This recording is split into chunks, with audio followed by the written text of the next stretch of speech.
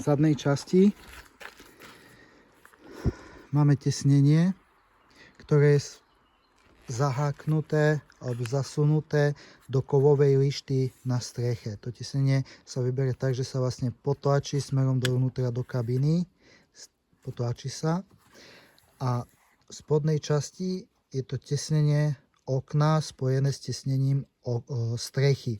Pozor, na tom tesnení na ráme je taký malý jazyček, ktorý je vo vnútri vlepený v tom tesnení tej strechy. Tu treba vlastne to tesnenie tej strechy pomaličky rozrezať. Na novej streche je nový kúsok a nepoškodiť to tesnenie tej strechy. Tam je vnútri taký jazyček, tak pomaličky ho treba vyslobodiť. On sa potom vlastne znova nasunie do toho tesnenia. Potom následne sa vyberie celé tesnenie smerom dovnútra. Vyskrutkujú sa skrutky, ktoré sú tu vo vnútri po obvode skryté. A tá kovová lišta sa pomaly vytiahne hore. Pozor na to, aby tá lišta, ona je veľká, nepoškrabala kapotu.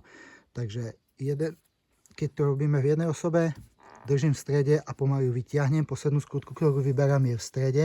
Ak sú dvaja, jeden drží na jednom konci, druhý na druhom, povolí poslednú skrutku a smerom hore sa vytiahne.